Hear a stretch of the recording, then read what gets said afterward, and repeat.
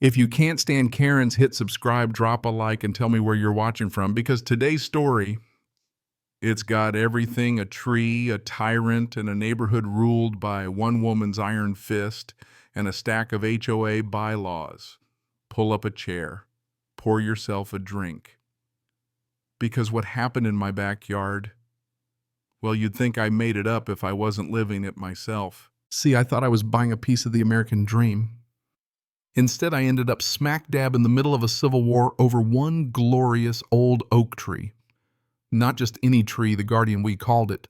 This big welcoming giant was half the reason we bought the house in Willow Creek Estates. The branches arched out like the arms of some ancient protector. I could see my daughter Maya twirling beneath it, chasing butterflies, while my wife Lena tended her roses.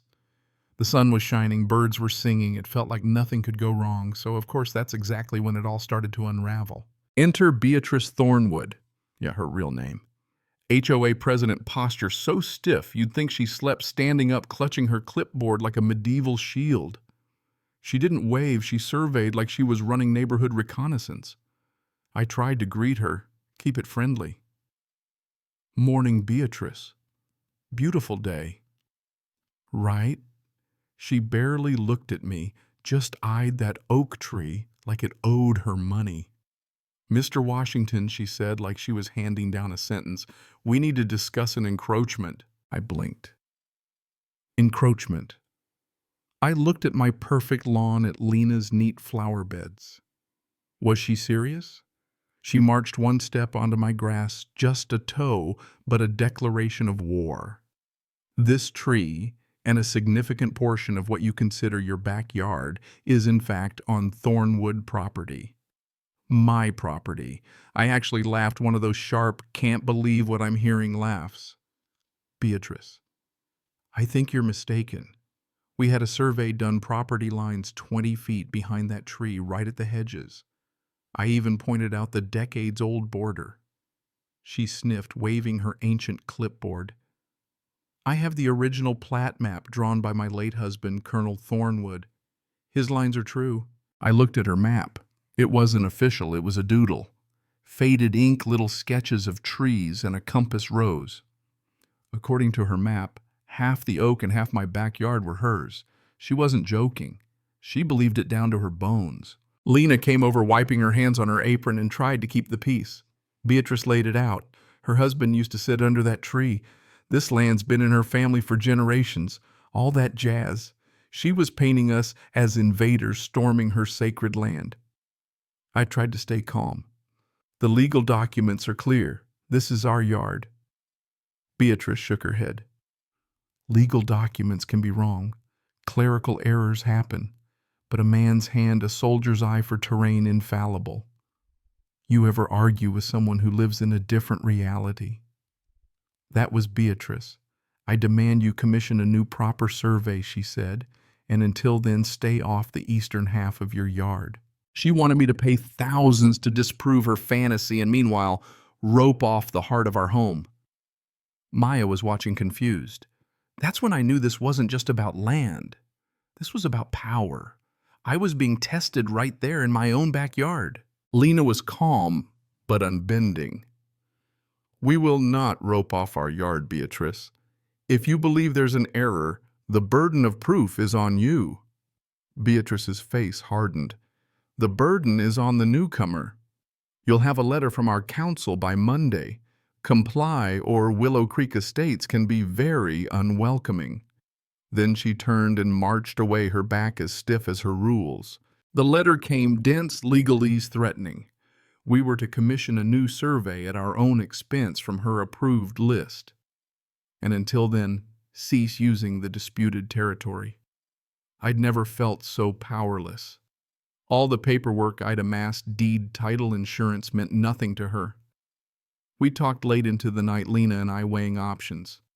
A lawyer, fight the HOA, or just pay for the survey and prove her wrong, end it fast. We chose the survey logic over pride, though every cell in my body wanted to shout, "This is my land." I called the first company on the list, Precision Land Surveying. Frank Alvarez picked up. Willow Creek, boundary dispute. Let me guess, Mrs. Thornwood? He'd done this before. She always drags it out, but the law's the law, he said. I booked the appointment, steeling myself for a week in limbo. We stopped using half our yard. Ridiculous. Maya couldn't use her swing set. Lena and I watched our neighbor watch us, silent and smug, from her sunroom. Nobody said a word. I couldn't blame them. Everyone was scared of the dragon. Tuesday came. Frank and his team showed up, tripods, GPS, like a science fiction shoot. Beatrice appeared dressed for battle and hovered the whole time. She questioned every move, pointed out ancient markers her husband had described. Frank stayed patient. The iron pin is 3 feet west, ma'am, right where the county records say. Hours passed. The sun climbed. When it was over, Frank told me quietly, "Your original survey was spot on. That tree is a good 20 feet inside your property. She doesn't have a claim to a single leaf." Relief hit me like a tidal wave. The survey arrived 2 days later, crisp, official, ironclad. Lena and I shared a moment of victory. Time for a house call. I walked over, rang Beatrice's bell, and handed her the survey. "This confirms everything. The tree is ours. The backyard is ours." She barely looked. "Your surveyor is just perpetuating a historical error. My husband's drawing is the true map." She wouldn't even acknowledge the evidence she forced me to pay for. "I am rejecting it as flawed. I will have to take further action." She closed the door in my face. The next day, the harassment began. Violation notices, fines for trash bins left out, for Maya's tricycle, for a wind chime, for a mailbox post, death by 1,000 paper cuts. We paid the first few just to keep things calm, but everyone knew we were being targeted. I started talking to neighbors. Mr. Jean, a retired history teacher, finally spoke up. "Beatrice wasn't always like this, but since the colonel died, this HOA is her kingdom. He told me we weren't the first to be run out. She'd done it before." 2 weeks later, it all came to a head. I heard trucks out back, fencing company. They started unloading materials right in my yard. Beatrice had hired them to build a fence along the real line from her husband's doodle, right through Lena's rosebush, inches from the oak. I rushed outside. The foreman just shrugged. "We go where the lady says." Beatrice watched from her porch, gloating. The police came, but it was a civil matter. I'd have to sue after the damage was done.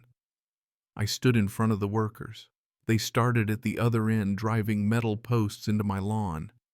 I'd never felt so powerless. Lena put her hand on my arm. "Don't give her the satisfaction of watching you break." That night we hit rock bottom. The fence, clang by clang, split our sanctuary in two.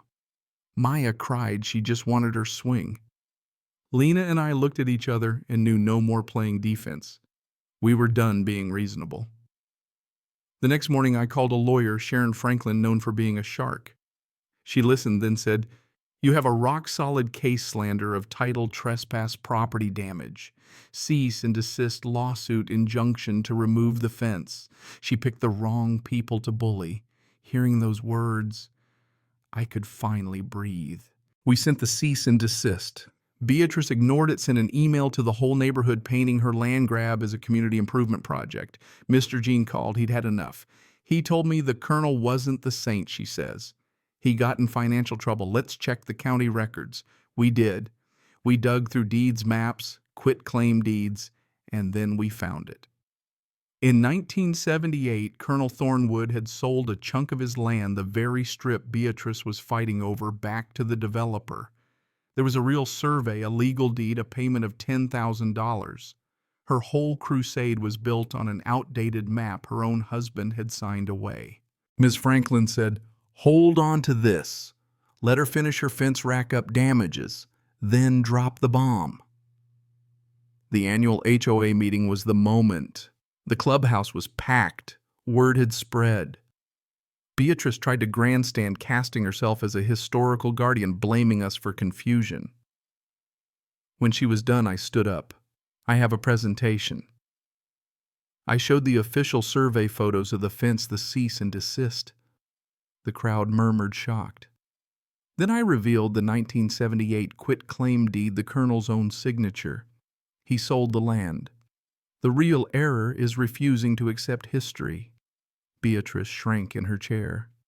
Mr. Jean stood, voice shaking. I move for a vote of no confidence in our president. The room erupted. Her reign was over. The aftermath. Beatrice forced to resign, fence torn out, damages paid, her kingdom reduced to silence. The day the last post came out, the neighbors threw a potluck in our yard under the Guardian.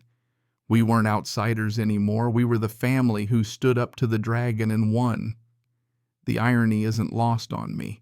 Her campaign to drive us out ended up cementing our place here. Her lies brought us together.